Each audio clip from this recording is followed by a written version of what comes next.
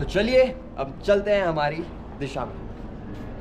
भैया जी रेडी हैं, हम भी रेडी हैं।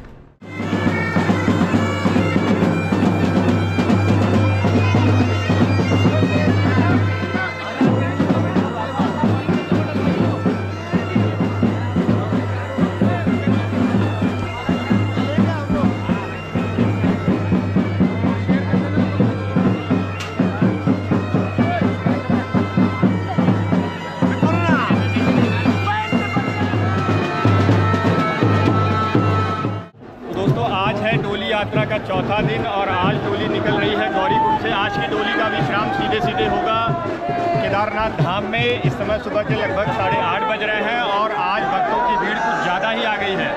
डोली यात्रा के साथ चलने वाले जहां भक्त 1000 थे वहाँ 3-4 हज़ार पहले से यहाँ पहुँचे थे, तो आज हज़ारों की भीड़ में डोली के साथ चलना बहुत ही मुश्किल है।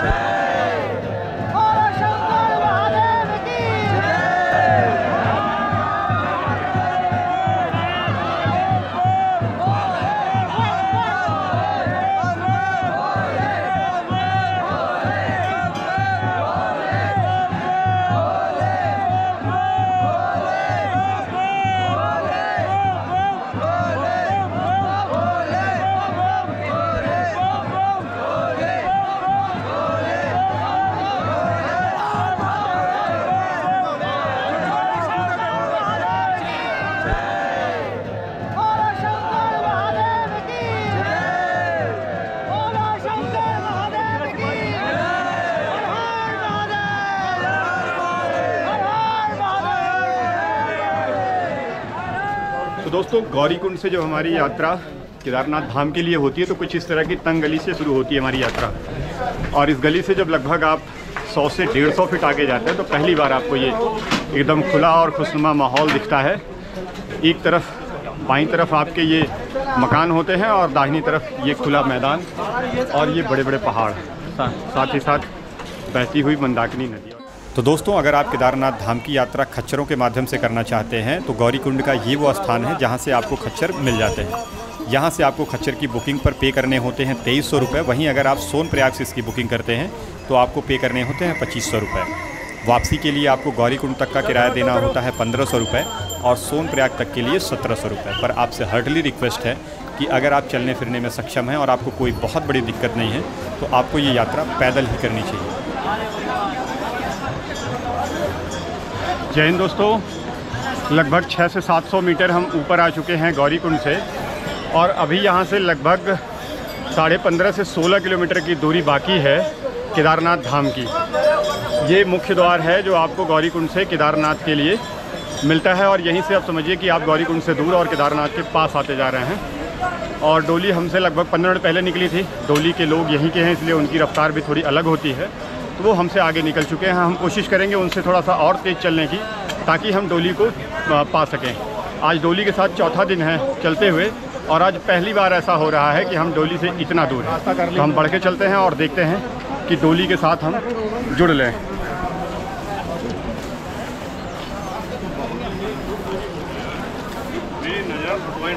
तब आपको ढूंढ लेंगे, तब आप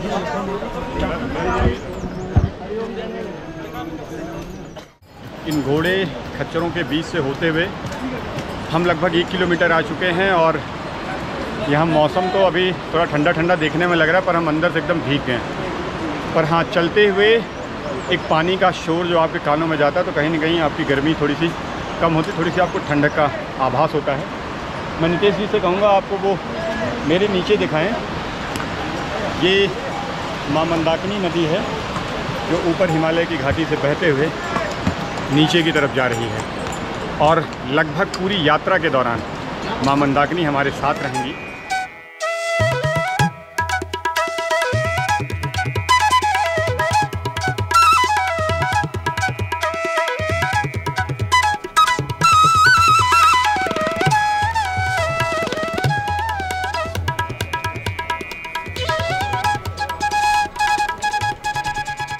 दोस्तों, लगभग 3 किलोमीटर से कुछ ज़्यादा की चढ़ाई चढ़ने के बाद अब हम पहुँचे हैं ये चीरबासा भैरवनाथ मंदिर पे।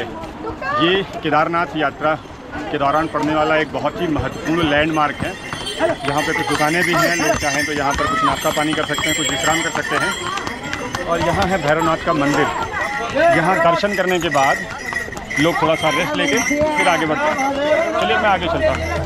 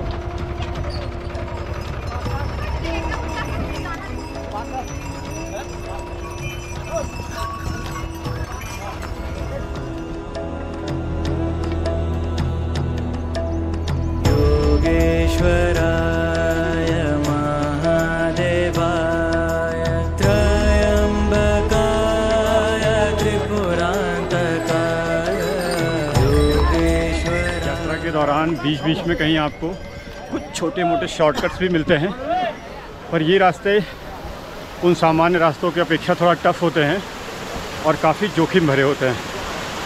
इन रास्तों से यात्रा करने का मतलब कि आपको बहुत ज़्यादा सतर्कता के साथ चलना है, क्योंकि आपकी छोटी सी चूक आपको बड़ा नुकसान करा सकती है। इसलिए अगर शॉर्टकट ले रहे हैं तो बहुत संभल कर लें और देखें कि आपकी एनर्जी क्या कहती है, आपका विल पावर क्या कहता है कि आप इस पर चल सकते हैं या नहीं। और अगर सब कुछ ओके हो तो ही चलें।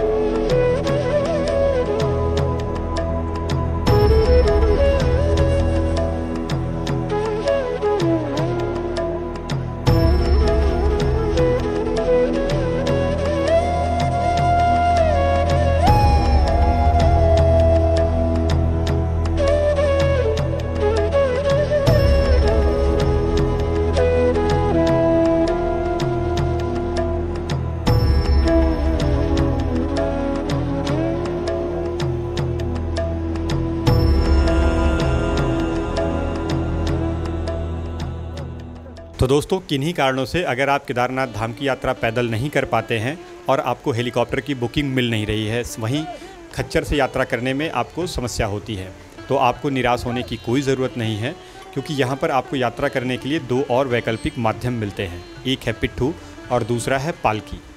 गौरीकुंड से केदारनाथ धाम तक जाने के लिए अगर आपको पिट्ठू की बुकिंग करनी है और आपका वज़न 25 किलो के अंदर तक है तो आपको पे करने होते हैं 4,900 रुपये। वहीं अगर आपका वज़न 50 किलो तक है तो आपको पे करने होंगे 8,800 रुपये। अब अगर आपको पालकी से यही यात्रा करनी है और आपका वज़न 75 किलो तक है तो आपको गौरीकुंड से केदारनाथ धाम तक के लिए पे करने होंगे 8,000 रुपये। और वहीं आपका वज़न अगर 75 किलो से 90 किलो के बीच में है तो आपको पे करने होंगे 9,000 रुपये। अब केदारनाथ धाम से वापसी गौरीकुंड तक के लिए आपको पे करने होंगे 7,500 रुपये। और अगर आपका वज़न 90 किलो के अंदर तक है और 75 से ऊपर है तो आपको पे करने होंगे 8,500 रुपये। अब गौरीकुंड से केदारनाथ धाम तक उसी डेट में जाना और उसी डेट में वापस गौरीकुंड तक आना, तो उसके लिए आपको पे करने होंगे 15,000 रुपये। और अगर आप एक दिन का वेट करके नीचे आते हैं तो आपको पे करने होंगे 16,000 रुपये। तो इस तरह से आप यहाँ पर पैदल नहीं चल सकते हैं, तो आपको तमाम ऐसे माध्यम मिलते हैं जिससे आप जाकर केदारनाथ महादेव के दर्शन कर सकते हैं। हम पहुँच चुके हैं एक और विशेष स्थान पर, एक बहुत ही इम्पॉर्टेंट लैंडमार्क पर, जिसे यहाँ पर छन्नी कैंप के नाम से जाना जाता है। और यहाँ जब आप पहुँचते हैं तो आपको एक बड़े ग्लेशियर के बीच से कटे हुए रास्ते से होकर गुजरना होता है। मैं आपको वो ग्लेशियर के बीच का रास्ता भी दिखाता हूँ। ये देखने में बहुत ही शानदार है और इसके बीच से जब आप गुजरते हैं तो वहाँ का आनंद कुछ अलग ही होता है। ये है वो रास्ते, ये आप चाहे लेफ़्ट साइड देखें चाहे राइट साइड देखें, ये दोनों तरफ आपको ग्लेशियर ही दिखाई देंगे।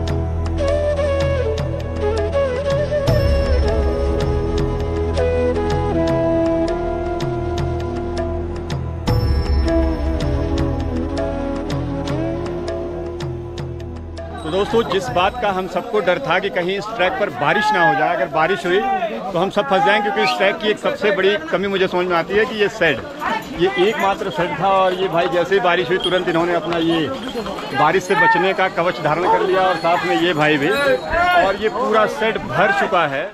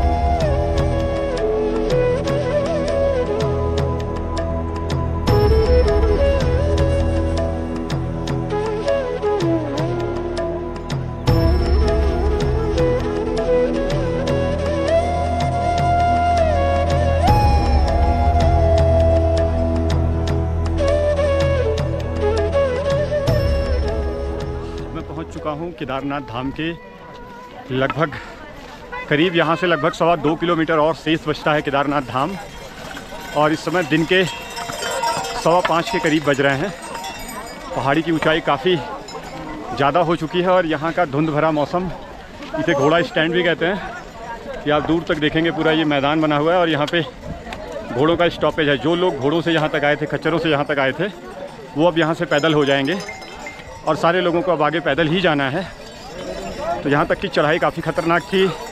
मैं थोड़ा आज की यात्रा में लेट हो गया क्योंकि बारिश होने लगी और मैं रेन कोट निकालने के आलस के कारण एक जगह बैठ गया। काफ़ी देर तक इंतज़ार करने के बाद भी जब बारिश नहीं बंद हुई, अंततोगत्वा मुझे अपना रेन कोट निकालना ही पड़ा। और रेन कोट निकाल के मैं कुछ दूर ही चला था कि बारिश बंद हो गई, तो फिर मैंने रेन कोट को अंदर रख दिया है और अब आगे बढ़ता जा रहा हूँ।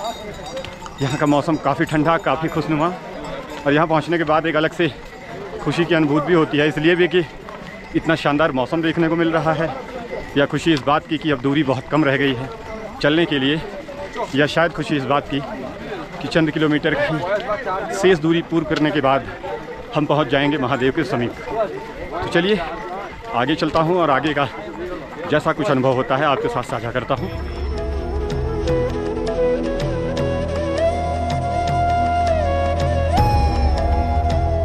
हम यात्रा के एक और इम्पॉर्टेंट लैंडमार्क पर पहुंच गए हैं, यानी कि ये नंदी बेस कैंप। यहाँ पर तमाम ऐसे टेंट की कॉलोनीज़ बनाई गई हैं।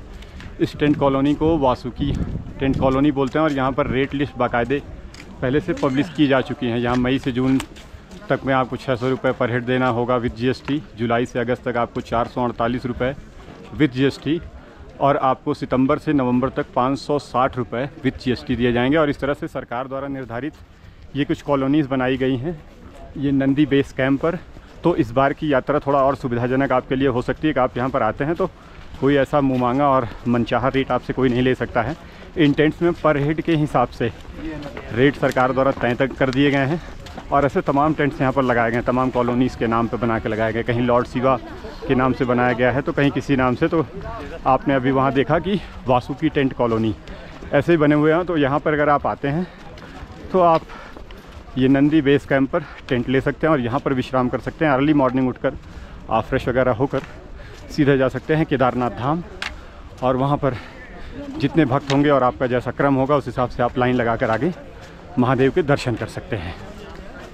यात्रा के दौरान यात्री सुविधाओं को विशेष ध्यान में रखते हुए जहां आप देखते हैं कि नंदी बेस कैंप पर ये तमाम टेंट तमाम कॉलोनीज़ के नाम से लगाए गए हैं, वहीं आपको लगभग हर 25 मीटर पर ऐसे सुलभ शौचालय के भी बोर्ड मिलेंगे और तमाम सुलभ शौचालय मिलेंगे, ताकि अगर आप इन टेंट्स में रुकते हैं तो आपको शौचालय के लिए कहीं और भटकना ना पड़े और परेशान ना होना पड़े। दोस्तों, जब आप पहुंचते हैं नंदी बेस कैंप तो यहाँ पर आपको मिलता है ये चिकित्सा इकाई का बेस कैंप भी, जिसे स्वामी विवेकानंद चैरिटेबल हॉस्पिटल श्री केदारनाथ धाम द्वारा ऑपरेट किया जाता है और ये यात्रियों के लिए पूर्णतः निःशुल्क है। तो यहाँ पर यदि यात्रा के दौरान आपको कोई भी कॉम्प्लिकेशन होती है, कोई भी प्रॉब्लम आती है, तो यहाँ पर आपको निःशुल्क चिकित्सा सुविधा मिलेगी और अंदर तमाम तरह के आपके डिजीज़ से संबंधित यहाँ पर जिस तरह के कॉम्प्लिकेशंस हो सकते हैं उस तरह के कॉम्प्लिकेशन से संबंधित दवाइयाँ और डॉक्टर्स आपको यहाँ पर उपलब्ध मिलते हैं। अभी इनका ये ऑक्सीजन ट्रीटमेंट भी चल रहा है और दूसरी तरफ ये एक भाई साहब, इनको भी मॉनिटर लगा हुआ है और इनका भी ट्रीटमेंट लगातार चल ही रहा है। ये बाबा जी को भी शायद ऑक्सीजन की ही कमी है। यहाँ पर संभवतः आप सब डॉक्टर ही हैं। तो डॉक्टर साहब, क्या नाम है आपका? जी, मेरा नाम रणवीर है। आपका? और आपका? मेरा नाम नवीन है। और आपका? आप तीनों लोग यहीं पे अपॉइंटेड हैं? जी। ये 2019 से 2019 से चल रहा है। जी। और लगभग कब तक ये आपका कैंप रहेगा? ये कैंप जब तक यात्राएं चलती है। ये यात्रा लगभग नवंबर तक चलेगी, भैया दूज तक। तो तब तक आप लोग यहाँ पर ऐसे तमाम ऑड एंड इवन जैसे भी मौसम आता रहता है उन सबको झेलते हुए आप यहाँ पर पेशेंट्स के ट्रीटमेंट को करते रहेंगे। अच्छा, यहाँ पर किस तरह के पेशेंट्स आपके पास ज़्यादा आते हैं? हमारे पास यहाँ पे सांस लेने में दिक्कत होती है, ऑक्सीजन की प्रॉब्लम होती है, हाइपोथर्मिया के पेशेंट आते हैं, सेरिब्रल एडमा के पेशेंट आते हैं, कार्डिक पेशेंट आते हैं, ट्रॉमा पेशेंट आते हैं, बहुत सारे ऐसे पेशेंट हैं जो हमारे पास आते हैं। तो इन सारे पेशेंट्स के इलाज के लिए आपके पास तमाम सुविधाएं इस विपरीत मौसम में और इतनी ऊंचाई पर उपलब्ध हैं? जी, हमारे पास सारी चीज़ें उपलब्ध है। हमारे पास ECG है, वेंटिलेटर है, वहाँ डिफिब्रिलेटर है, हमारे पास वेंटिलेटर तक यहाँ पर ऊंचाई पर आप लोग यहाँ पर अरेंज करके रखे हैं पेशेंट्स के लिए? जी। अच्छा, वेंटिलेटर्स के कितने सेट होंगे? 1, 2, 3, 4 ऐसा कुछ? हमारे पास 6 वेंटिलेटर है। 6 वेंटिलेटर? जी। अच्छा, और मॉनिटर आपके कितने जो आप पेशेंट्स के? हमारे पास 6-8 मॉनिटर हैं, कार्डिक मॉनिटर हैं और ये सारे क्रैश कार्ड जो भी क्रैश कार्ड वगैरह सारी हमारे पास। और यहाँ पे हमारे पास जो कार्डिक पेशेंट आता है, एक कार्डिक पेशेंट को जो चेस्ट पेन होता है उसको कार्डिक में दिया जाता है, वो थर्मोलाइज जिससे किया जाता है STK, वो 10,000 के ऊपर का उसका कॉस्ट आती है, वो भी हमारे पास अवेलेबल है यहाँ और वो भी निःशुल्क? वो निःशुल्क है। और यात्रियों के लिए भी हमारे पास क्या है, जो भीग के आते हैं, जिनके पास चप्पल नहीं होते उनके लिए चप्पल, जूते, स्लीपर और रेनकोट, टोपी, ग्लव्स और कंबल वगैरह, ये अभी हम लोग प्रोवाइड करवाते हैं। मतलब ये हर साल लगभग कितने पेशेंट आपके पास आ जाते होंगे? जी, मेरे पास मैं 2022 और 23 का बताऊंगा। 2022 में मेरे पास 1,13,000 पेशेंट थे और 1,13,000 का आंकड़ा बहुत बड़ा होता है डॉक्टर साहब। जी, बिल्कुल। मैं आपको रिकॉर्डिंग है मेरे पास डाटा है पड़ा हुआ, मैं डाटा दिखाऊंगा आपको। ऐसा नहीं है कि अच्छा, उसमें ज़्यादातर पेशेंट्स किसके आते हैं? हाइपोथर्मिया और ऑक्सीजन के समूह जो आते हैं, जिसमें मतलब एक ठंडक वाले और एक अल्टीट्यूड वाले, ज़्यादातर आपके पास यही आते हैं? अल्टीट्यूड वाले। अच्छा, क्या कभी ऐसा भी हुआ है कोई पेशेंट आपके यहाँ आया हो और उसके बाद भी कोई कैजुअलिटी हो गई हो? नहीं, कैजुअलिटी तो बहुत कम है, इनकेस बहुत कम होती है, लेकिन जो बाहर से मतलब डेथ काफ़ी सारी होती है तो वो आ जाती है। ऐसा यहाँ पे अभी भगवान की कृपा से, बाबा की कृपा से अभी तक का ऐसा कुछ हुआ नहीं है। यहाँ जो लोग आने वाले हैं जी, उनके लिए क्या आप कोई इंस्ट्रक्शन देना चाहते हैं, वो किस तरह की तैयारियों से आएँ कि आपके पास तक आने की नौबत ना आए उनको? जी, हम तो ये एडवाइस करेंगे सबसे पहले कि यहाँ का वेदर और यहाँ का वातावरण को लेके उनको नीचे से अपना क्योंकि यहाँ पे ठंड ज़्यादा है, ऑक्सीजन की कमी है। पहले वो अपने एक गर्म पानी की बोतल लेके चले, अपने साथ कंबल, अपने जैकेट वगैरह या जो ग्लव्स वगैरह, टोपी वगैरह, प्रॉपरली अपना जो गर्म कपड़े होते हैं वो लेके आए, क्योंकि नीचे का वेदर और यहाँ के वेदर बहुत ज़्यादा 11,700 फीट की ऊंचाई है और यहाँ पे ऑक्सीजन की कमी भी होती है और यहाँ पे मौसम आप देख रहे हैं बाहर पे की कैसी स्थितियाँ हैं। अच्छा डॉक्टर साहब, यहाँ जैसे एक पेशेंट जिसको पता नहीं कि उसको ऑक्सीजन की कमी है, तो उसको किस तरह की कॉम्प्लिकेशंस आती है जब ये माना जाए कि उसको ऑक्सीजन की कमी है? उसको सांस लेने में दिक्कत होगी, वीकनेस आएगी और हेडेक हो सकता है उसको, और नोजिया भी, वोमिटिंग की होने के चांसेस भी हैं उसको, क्योंकि ये सारे कॉम्प्लिकेशन आते हैं उनके। और उसको क्योंकि नॉर्मल सांस लेने में दिक्कत होगी उसको पता लग जाएगा। अच्छा, ऐसी स्थिति में मान लीजिए वो आपकी कैंप से दूर है, तो क्या कोई ऐसा घरेलू उपचार उनके पास है, ऐसा कोई जो थोड़ा सा उसको ले लें, कुछ देर तक वो और सर्वाइव कर सकें और आप तक पहुंच जाएं, ऐसा कोई नुस्खा? जी, सबसे पहले तो ये है कि वो अपने गर्म पानी पीते रहे और लंबी लंबी सांसें ले और सर को एलिवेट करके रखें। और दूसरा, जिस कैंप में, जिस होटल में वो ठहरे हैं, वो अपना ब्लैंकेट जो भी ओढ़े हैं उसको पूरा मुंह कवर करके ना रखें। और जो जैसे लोग कैंप में रहते हैं उसको चैन खुला रखें, जैसे भी वेंटिलेशन का प्रॉपर हो सके, जिसमें हवा का आवागमन हो। चलिए, बहुत बहुत धन्यवाद डॉक्टर साहब हम सबसे बात करने के लिए।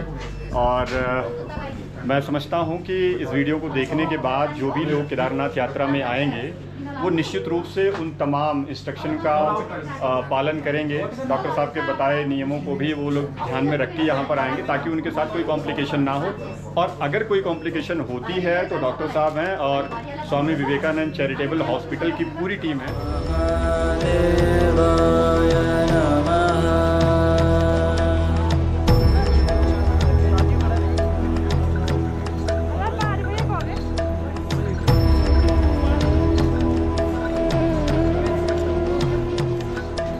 तो दोस्तों, अगर आपको भी केदारनाथ धाम की यात्रा हेलीकॉप्टर से करनी है तो वीडियो के नीचे दिए गए वेबसाइट से ही करें, कहीं और से करने पर आपके साथ फ्रॉड हो सकता है। अब बात कर लेते हैं कि हेलीकॉप्टर के चार्जेस क्या है।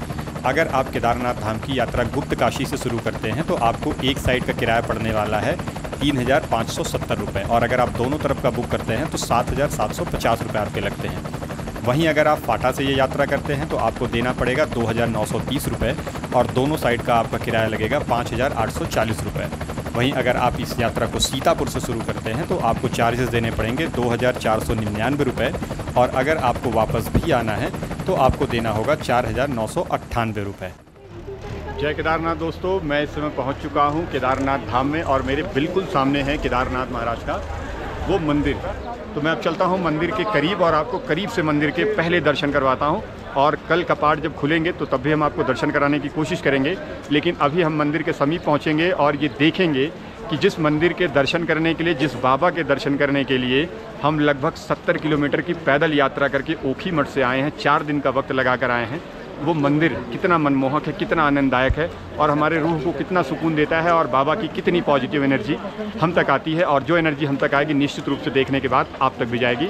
जय केदारनाथ, हर हर महादेव। चलते हैं मंदिर की ओर।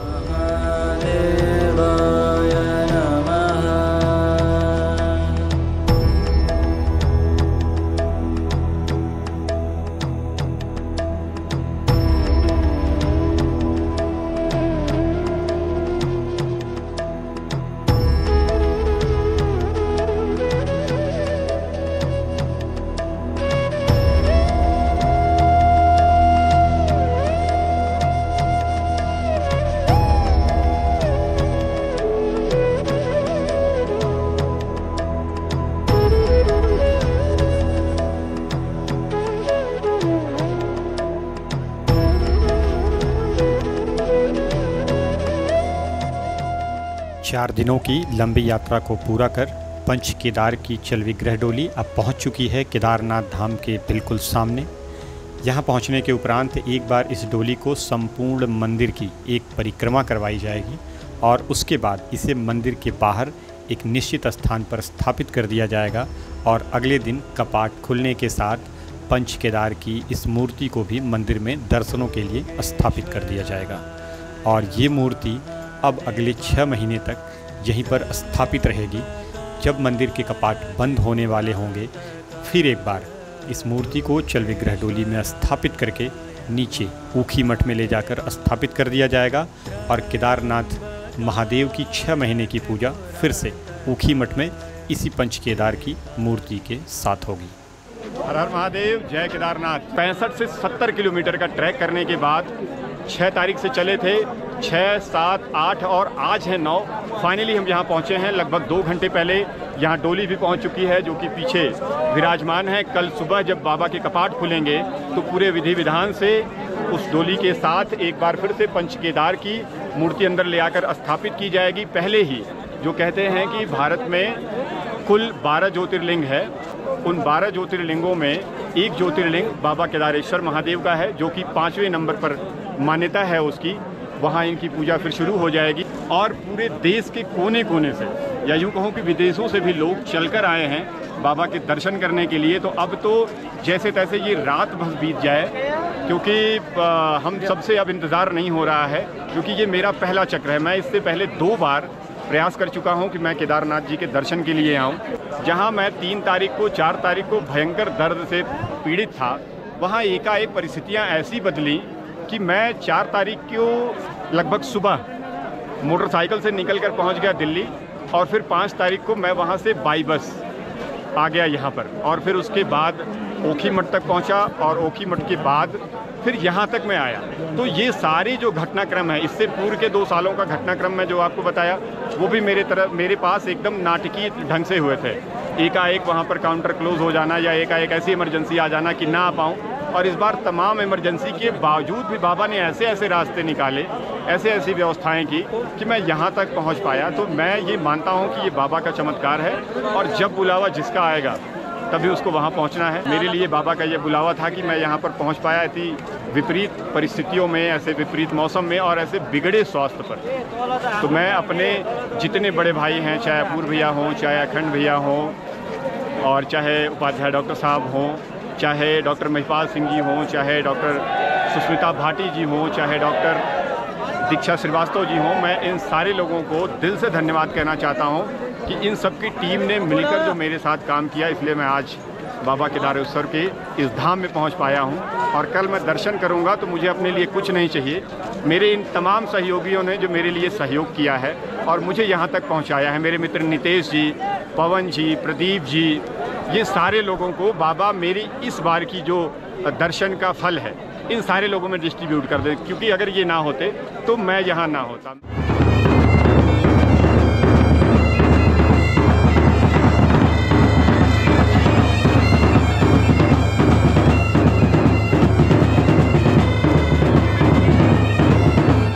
ये है इंडियन आर्मी का दी ग्रेनेडियंस बैंड और ओखी मठ से ये बैंड लगातार हमारे साथ चलता आ रहा है और आज 9 तारीख का दिन है और इस समय हम लोग हैं बाबा केदारेश्वर महादेव के धाम के बिल्कुल सामने। और पूरे दिन चलने के बाद जब हम थक जाते थे तो जब इनका ये म्यूज़िकल बैंड बजता था, हमारी सारी थकान दूर हो जाती थी और एक बार फिर से अगले दिन हम फिर से 10-15 किलोमीटर 20 किलोमीटर पहाड़ों पे चढ़ाई और रास्तों पे चलने के लिए तैयार हो जाते थे। गजब का शानदार म्यूज़िक होता है ये ग्रेनेडियंस बैंड का और इसे सुनने के बाद एक बार नई तरोताज़गी हर किसी के मन में आ जाती है और इसे ही सुनकर हमने 65 किलोमीटर का अपना ये यात्रा तय किया और इस समय हम हैं केदारनाथ धाम के बाहर।